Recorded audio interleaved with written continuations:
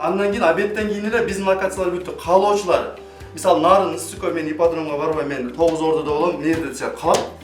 Каалоочулар болсо алып келип көргөзүп, отургузуп бул жерден кайра кечки гала концертке президенттин катышуусунда сөзгө алып барабыз. Могул жак менен Төлөкөндүн ипподромунда жыйынтыкталат. Ошо акыркы 9 ат ушул жерден келип байланып ушул жерден байгесин алышат. Байге квартира коюлган. Анан каалоочулар сөзсүз эле 31 күнү келбей 25-тен баштап конокторду күтүп алганга даярбыз. Сиздерге айтып коеюн, 7 регион бар. Биз эми 2 регион биз катышпайбыз да, биз уюштуруучубуз. 7 тоғыз жалпы 9. Бишкек шаары, Чүй, Ысыккөл, Ош шаары алды. Талас, Нарын, Баткен, Жалал Абадты, Ош облусу алды. Ар бирине бірден мекемени бөлүп койдук биз. Биз уже тизмелерин алдык. Тизмелери менен уже автобус менен ар бирине бірден автобус беребиз. Алып жүрөт, түштү обедке алып барат. Президенттин ат оюндары боюнча кубогу быйыл Ош облусунун Төлөкөн ат майданында болот. Бүгүн ат майданда спорт департаментинин жетекчиси 7 Дубандан келген өкүлдөр, жергиликтүү бийлик өкүлдөрү менен жыйын өткөзүштү. Келген конокторго ат оюндары боюнча уюштурулуп жаткан иш-чаралар тууралуу маалыматтар берилди. Ипподром Төлөкөн ат майданы Кыргыз Республикасы министрлик кабинети тарабынан атайын каражат бөлүнүп 47 миллионго реконструкция болуп атат. 20 август күнү ушул ипподромду пайдаланууга берүү акция кол коюлат. 25-нен баштап бул жерде биздин Кыргыз Республикасынын маданият, маалымат, жаштар жана спорт министрлигинин алдындагы спорт агенттиги жана ушул ат оюндары боюнча атайын дирекция бар. Ошол дирекция ушул жерде 25-нен баштап графикке ылайык 31 август кечки саат 6-га чейин оюндун түрлөрү боюнча салбурун, көк бөрү, аламан, кунан чабыр жана башка оюндар боюнча ушул жерде графикке ылайык өткөрүлөт. Ал эми биздин пландап аткан ушул президенттин катышуусундагы негизги иш-чара бул ошол күнү негизги ошол ат оюндарынын жана Кыргыздын улуттук оюндарынын финалдык оюндары өткөрүлөт. Президенттин катышуусунда биздин 32 километр локациябыз бар. Бул Кара Суу районунун Учар айылынан баштап Могул жак менен Төлөкөндүн ипподромунда жыйынтыкталат. Ошо акыркы 9 ат ушул жерден келип байланып ушул жерден байгесин алышат. Байге квартира коюлган. Ооба.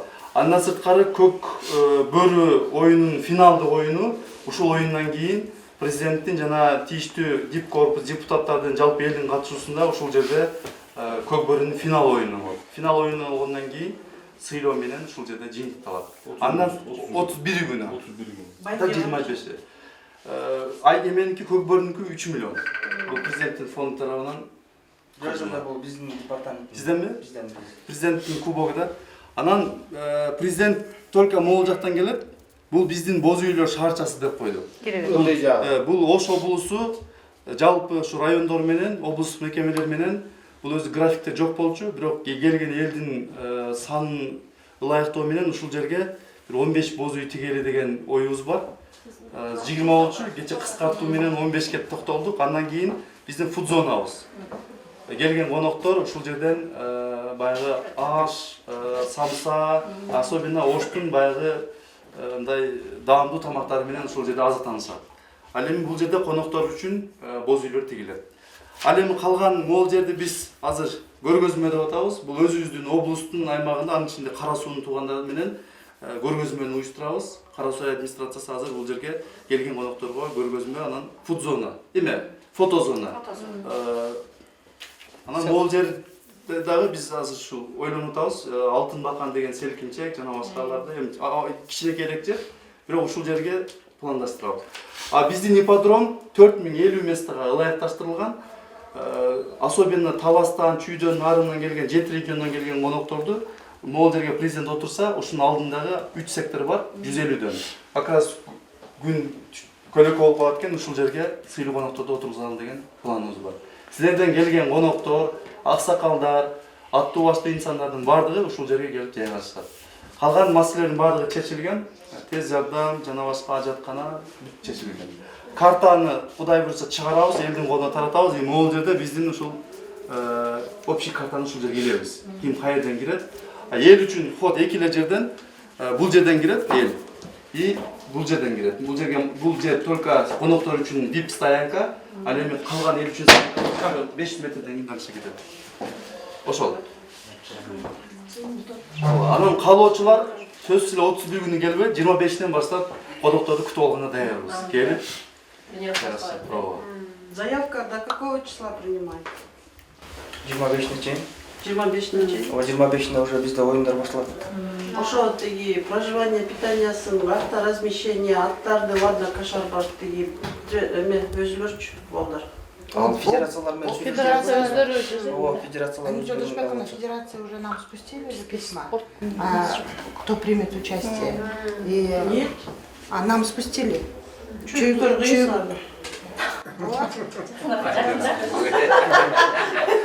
Баланча эмелерге облус спортыге иштеп облус спорт көйгөттөр даярдалган болот. алар Биз ошактан эле сразу түшүп келе ар бир эмеге өзүнүн катышчыларын өздөрү Азыр федерациялар өздөрү келишип, спорт агенттиктин макулдугу менен келишип, уже ишин баштады. Эмне керек, эмне жатакана керек, канча бүт баарын өздөрү иштеп атышат. Айрымдар мен билгенде федерациялар уже ушул Төлөкөнүн тегерегиндеги үйлөрдү алышты.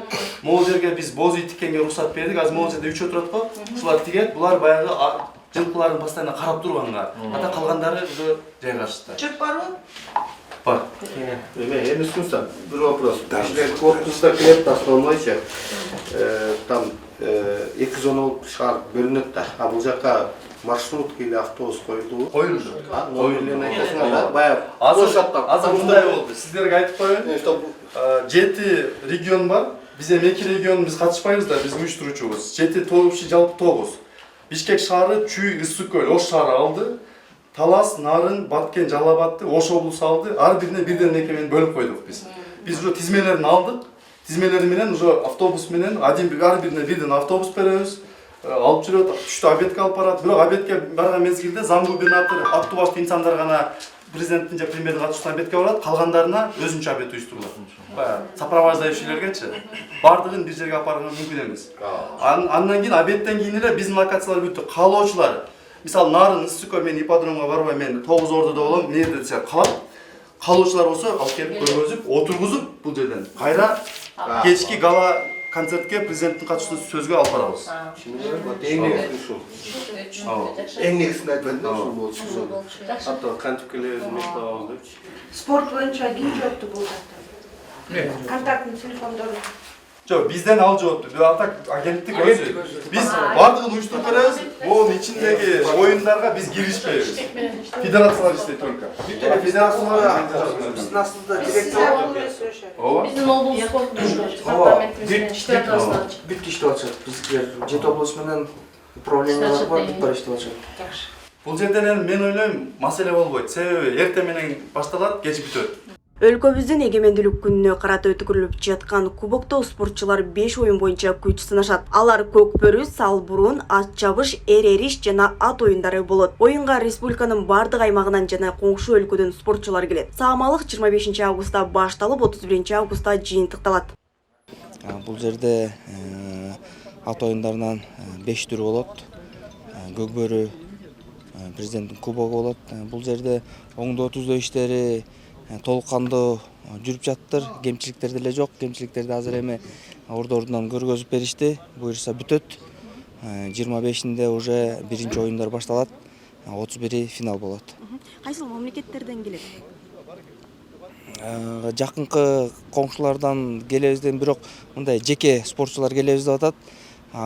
Кубок көк бөрү боюнча биздин эле Кыргызстандын жогорку лигасы, анан биринчи лига ойношот. Быйыл эми өзгөчөлүгү байге фонду, анан ушул Ош жергесинде ошо биздин президенти Садыр Нуркожоевич айткандай ар бир областка ушундай спорттук чоң иш-чараларды өткөзүү бул да бир жаңылык болуп атат.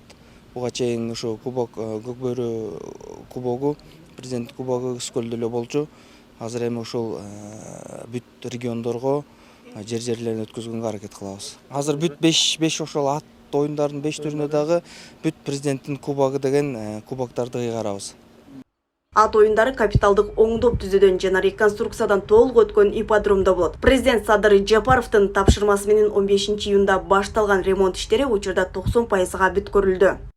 Эми 42 миллион мен 43 миллион тегерегинде акча кетти азыр мамлекеттик бюджеттен. Ал иштерге эмнелерди аткардыңыздар? Ал каражатка бул ушу өзүңүздөр көрүп тургандай эле бүт ушу ИПА оңдоо тизори бир капитальный ремонтко кетти да. Бул ат чуркоочу, көкбөр чабуулчу аянттарга бүт баарын ошолордун ичине кетти. Азыр оюнчулар келип да. Бүгүнкү күндө 3 команда келип жайгашып бүгүнкү күндө даярданып атат. Алар Ош шаары, Кара Суу району, анан Кара Кулжа району. Калган командаларды биз 20-сынан кийин 22-сине чейин күтүп атабыз буюрса. 25-нде башталуучу ат оюндарына азыртадан командалар келип даярдана башташкан. Спортчулар шарты түзүлгөн ат майдан жеңишке жетүүгө шык берерин билдиришти. Бул ат 5-5-ке чыгат. Бунун позициясы пол защита.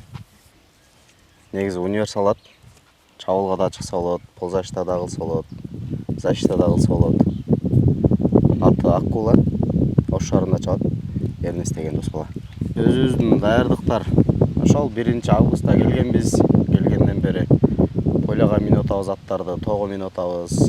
Эттүү аттарды тоого минип тере алып атабыз. Эки малдап саар кеч, эки малдап минилет аттар. Балдар да эки малдап тренировка кылып. Буюрса даярдыктар кызуу жүрүп атат. Даярдыктар буюрса жакшы. Аттар да, балдар да. Буга чейин жеңиштерге жеткенсиздерби? Буга чейин Ош шаары биз өзүбүз түштүк тарапта жетишкен бар. Президенттин кубогуна биринчи жолу катышасыздар, а? Президенттин кубогуна биринчи жолу катышып атабыз. Буюрса экинчи лигада оюн көрсөтөбүз.